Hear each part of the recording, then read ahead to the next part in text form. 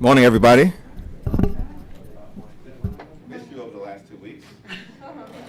It's good to be back in Washington. We certainly are all in good spirits, having come off of what we believe was a very successful issues conference where a record number of Democrats came together all across the spectrum that represents the gorgeous mosaic of the House Democratic Caucus to focus on our For the People agenda. And we've been very clear from the beginning. We understand that we were elected to fight for the people, not for the wealthy, the well-off, and the well-connected. That's what the other side does, as evidenced by the GOP tax scam. We wake up each and every day with one objective. We're going to fight for working families, middle-class folks, and senior citizens. We're going to fight for the poor, the sick, and the afflicted. We're going to fight for the least, the lost, and the left behind. We recognize that at our best, Democrats fight for the people, Republicans fight for the wealthy, the well-off, and the well-connected. And so this week, we're going to continue to advance the issues that we know are important to the American people, with a focus on driving down the high cost of life-saving prescription drugs. Later on today, at the Judiciary Committee, there will be 3 bills that will be marked up, all focused on making sure that we can reduce the high price of the medicine that millions of Americans rely upon in order to live with the decency and the dignity that they deserve. This is the wealthiest country in the history of the world. No American should ever have to choose between putting food on the table, paying the rent or mortgage, or getting access to the life-saving prescription drugs that they need. Period, full stop. And that's what we're going to continue to work on later today. The House Judiciary Committee will move the CREATES Act, which relates to facilitating the opportunity for generic drugs at lower costs with the same medicinal impact being brought to the market. We're going to move the Stop Stalling Act, which addresses one of the anti-competitive practices of Big Pharma as it relates to citizen petition abuse before the FDA. And we're going to move legislation designed to address pay for delay, where prescription drug companies actually will pay generic companies so that the brand name drug can continue to be the only one on the market. It's an outrageous practice. Many Americans aren't aware of it, but they are aware of the fact that we pay more for life-saving prescription drugs here in America than any other developed country in the world, including the country immediately to our north, Canada. No basis for that makes any rational sense. So we're going to continue to advance our For the People agenda. And as you know, that involves lowering healthcare costs, that involves bringing our democracy to life. We've passed H.R. 1. That also involves infrastructure. So let me now yield to our distinguished Vice Chair from the Commonwealth of Massachusetts, my good friend, Catherine Clark. Thank you, Hakeem, and good to be with you all. Thank you for coming this morning. This week, in addition to tackling prescription drug costs, we are going to be advancing our bold infrastructure package. We know that infrastructure is the foundation of our economy. It is also one of the pillars of our For the People agenda, which is all about putting those needs of families at home back on the front burner here in Congress. It will be a huge source of jobs. As you can see, 16 million good-paying jobs is our goal, and it will be a source of investment in our communities. It is our bridges, our roads, our transit systems, but it's also our homes and neighborhoods that are threatened by rising sea levels and coastal and inland flooding. We, women, veteran, and minority-owned businesses are at the table. And that this bill is bipartisan is also our priority. We are confident that the majorities in both the House and the Senate are there, and we are willing to act on this vital economic initiative. We are looking forward to working across the aisle and to putting Americans and our workers into action. So with that, we will open it up to questions. Thank you. Any questions? Congressman, what is the Democrats' response going to be to the pattern of stonewalling from the Trump administration on the litany of investigations you have going on? Well, we will use every available legal means to make sure that the administration complies with our constitutional responsibility to conduct oversight on behalf of the American people. What are those? What are you contemplating? Well, Chairman Nadler, Chairman Cummings, Chairman Schiff have all elaborated to some degree. That will involve, when appropriate and necessary, the issuance of subpoenas. That may also involve the need to try to get those subpoenas enforced in the Article III federal court system. Do you believe that a $15 federal minimum wage is appropriate for all congressional districts, including some of the more competitive freshman picked-up districts? I personally have supported the $15 minimum wage. It's already in effect in the state of New York. I recognize that there are geographic differences that people need to consider, and the House Democratic Caucus is working our way through those issues right now.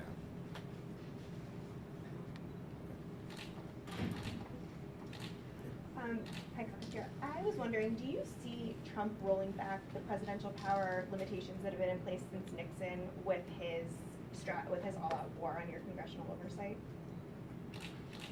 I'm not sure if I would characterize it as an all-out war at this moment on congressional oversight. He certainly is conducting himself in an inappropriate way. The founding fathers did not want a system where a king was in charge. Donald Trump appears to believe that he is a king. This is not Westeros, it's Washington, D.C. The founding fathers were very clear. They could have chosen to have a constitutional monarchy. Instead, they chose to have a democratic republic. James Madison laid this out in clear and compelling terms. We are a separate and co-equal branch of government. We don't work for Donald Trump, we work for the American people. If I can just underscore what the chairman just said, that it's really not a matter of precedent. This is a matter of the Constitution, and that we are a co-equal branch. And sometimes my colleagues across the aisle are not acting in their, like we are a co-equal branch, but that is how our powers are laid out in the Constitution. That is our responsibility when we take the oath of office, and that is how we are going to proceed with this president.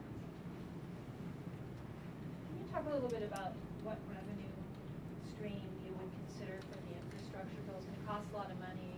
Would you, the Democratic raise the gas tax, rolling back the corporate tax rates? Have you discussed amongst yourselves what would be acceptable? Let me let Catherine respond and then I'll respond.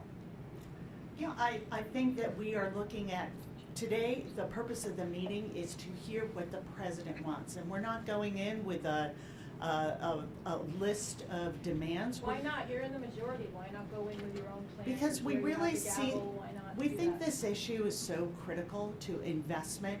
And every single time the president has said, we can work together on this bill. So we want to go in with an open mind and say, we're here, let's work together. But everything that you just named, whether it's looking at the corporate tax structure, whether it's looking at gas tax, all these ideas of revenue are out there. We have many bills and proposals working their way through Ways and Means Committee and other committees, looking at different proposals, but we're at the beginning of this process with the president. It's very much a priority that this be a bipartisan effort.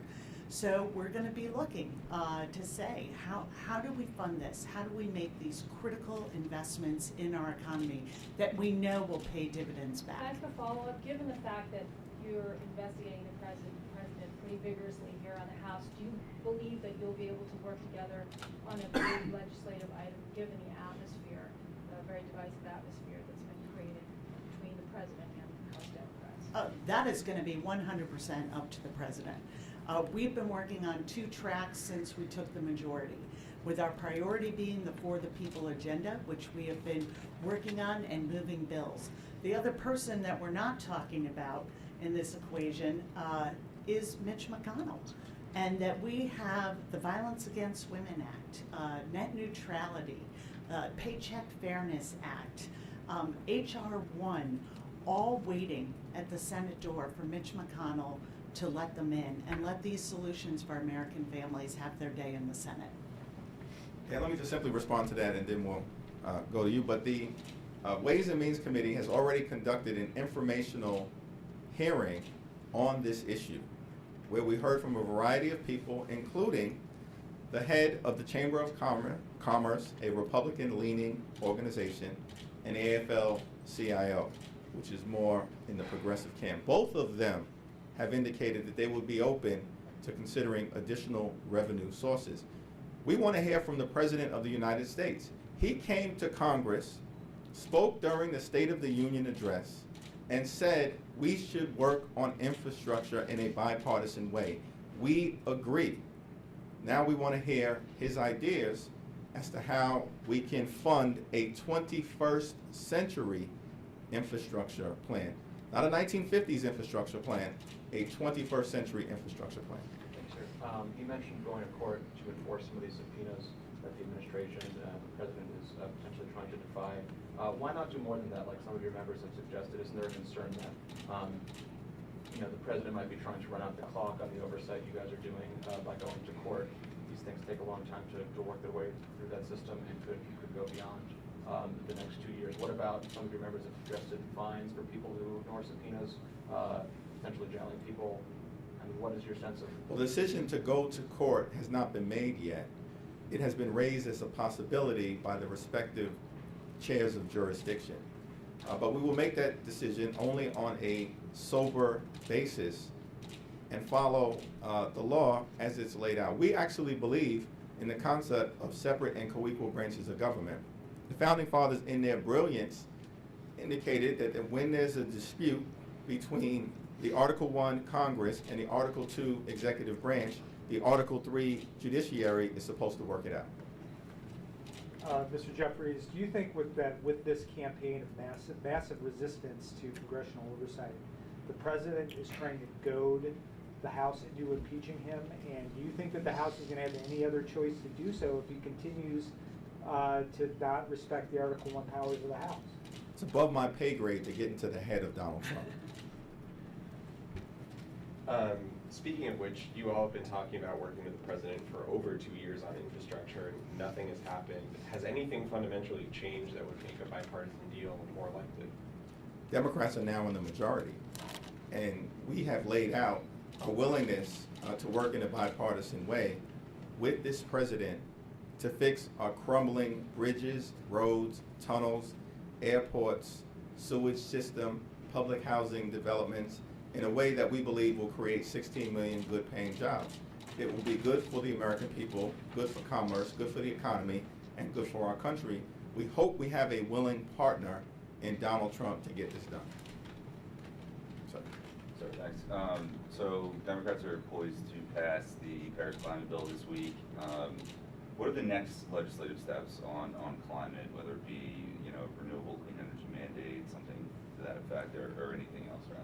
Well, under the tremendous leadership of Chairwoman Kathy Castor, the Select Committee on the Climate Crisis has been charged with evaluating the different options to proceed and then making recommendations to the caucus and to the Energy and Commerce Committee no later than March 31st of 2020.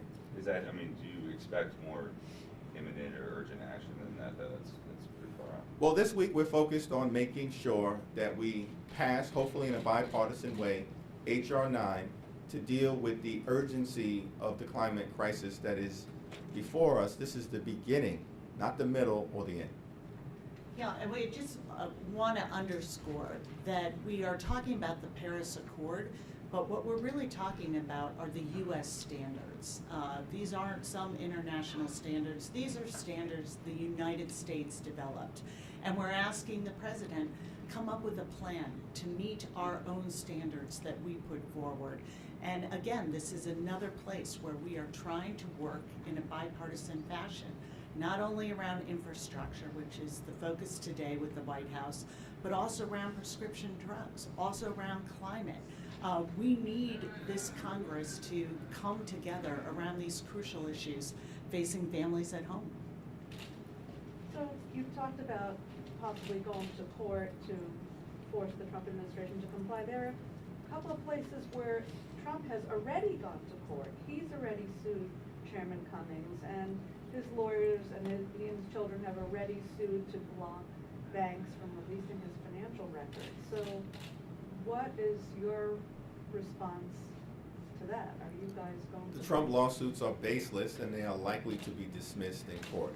We are going to continue to proceed in a careful and deliberate fashion consistent with our constitutional responsibility to do oversight. We are not going to over-politicize, we're not going to over-investigate, we're not going to overreach, but we are not going to run away from our constitutional responsibility to serve as a check and balance on an out-of-control executive branch. That's not the Democratic caucus playbook, that's not the Nancy Pelosi playbook, that's the James Madison playbook. But are you leaving it to Chairman Cummings to just respond to the suit against him and he's being sued, or are Democrats going to countersue or respond to that complaint? Well, Chairman Cummings is in regular contact with Speaker Pelosi, as well as the entire leadership of the House Democratic Caucus and the caucus about the appropriate way to proceed, and we're going to proceed collectively. But you can be certain that we have Elijah Cummings' back. And Speaker Pelosi had originally said that you all would not be looking at impeachment, you would let the investigation speak for themselves. But with these new developments, is that something that's being discussed in leadership, how you all might proceed? Well, we were away for 2 weeks. We just got back. We had a caucus meeting. We discussed infrastructure. We discussed prescription drugs. We discussed our response to the climate crisis. Not a moment of an hour meeting. The largest gathering of House Democrats in Washington, D.C. after a 2-week recess was spent on impeachment.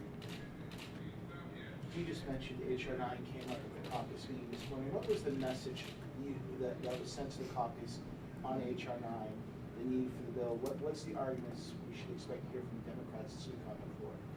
Well, I'm going to yield to Vice Chair Clark because I think she laid it out in a very eloquent way, but this is about what will the United States do from a standard perspective as it relates to confronting the existential climate crisis that exists in the world. This is a now issue. It's not a future issue. And we need some leadership from the President of the United States now. And that is part of the reason why we're moving forward with H.R. 9. Yeah, and I think the discussion we're having at the White House today around infrastructure is so intertwined with what we are going to do to address climate, build resiliency in our communities. Climate change is the overarching issue on how we protect and grow our economy. There are things we need to do for our security to address climate, but it is also a great economic opportunity to be leaders in this country on the green revolution and to make sure that we are leading the way in renewables and battery storage and building a new electrical grid that can actually support and be secure for our electrical needs and how we move forward into the future. This is an investment in our future, and what we are hoping to hear from the President this morning is that he sees and has a vision for the future of this country and how we work on what the Department of Defense has identified as our #1 national security threat, which is climate change. So there is opportunity and there are security issues, and we hope that we can marry those in the infrastructure bill as we move forward also with specific HR 9 proposals. So it's a big day for making sure that the president understands the urgency and how interconnected these two issues are. Right now, we're having this Medicare for All hearing. How does that fit into all of the healthcare priorities you're working on? You obviously are emphasizing the prescription drug work. Well, House Democrats are united behind the principle that we need to drive down the high cost of life-saving prescription drugs because they are out of control. We are also united around the principle that in the wealthiest country in the history of the world, every single American should have access to high-quality, affordable health care. That's a principle that unites us. We're working through how do we get from where we are to where we need to go. The one thing that is clear is that every single House Democrat supports the notion that we must strengthen the Affordable Care Act and protect people with pre-existing conditions. And if I can just add, the one thing this president has been clear is he doesn't stand with the American people on that. You know, just a few weeks ago, he said he's joining the lawsuit to completely undo the ACA. We are coming up on May 4th on the anniversary of repealing the ACA, and we know how the American people were impacted by that decision by the Republicans. And the president keeps showing us where he is on this issue. And as House Democrats, we are saying we have to do better. We have to use the ACA as a platform to make sure that we are bringing quality, affordable health care that is accessible to every American. That is part of our promise. That was the issue in 2018, and we are working every day to make sure that we live up to our promises we made to the American people to keep this as a priority issue. Time for a few more questions. We'll go to the back and then we'll come back up front. In addition to going to court, some members feel like that might take too much time. Some members have talked about contempt proceedings, potentially using the inherent contempt, which I don't think has been used since like the 1930s. Do you think that that's an option that should be considered, and do you see the pros and cons of that versus going to court? Well, I will defer to Chairman Nadler, Chairman Schiff, and Chairman Cummings on the best way to proceed. They are more than capable of helping to guide the ship forward, of course, with Nancy Pelosi as our captain. Follow-up question on HR 9. That was a voluntary agreement already inked by Obama. What do you have to say to critics who say, A, it doesn't go far enough, and B, Democrats should be bringing something new on climate forward? Well, the Paris Agreement is a substantial step in the right direction. It is a beginning point. It's not a middle point. It's not an end point. Under the leadership of Kathy Castor and the Select Committee on the Climate Crisis, we expect that bold, new, and innovative ideas on addressing our climate crisis are going to be put forth in short order. Last question. I imagine every once in a while you guys think about the political impacts of some of the legislation you pursue. If you get a bipartisan infrastructure bill with President Trump, is there any concern that you might help your own political prospects as a group, but that you also might help him get reelected? No. Our job is to get things done for the people, period, full stop. That's what we were elected to do. To the extent that this atmospheric political concern has ever been raised, House Democrats answered that question last year when we agreed to work with the president on bipartisan criminal justice reform to strike a blow against the mass incarceration epidemic. The political chips will fall where they may. Our job is to get things done, and if we can reach a meaningful bipartisan infrastructure bill that helps fix our crumbling bridges, roads, tunnels, and mass transportation system, that is a win for the American people. Thank you. Well, Catherine. I just wanted to add that anytime we put the American people first and get to bipartisan solutions, that is only going to help us politically. Thank you, everyone. Thank you.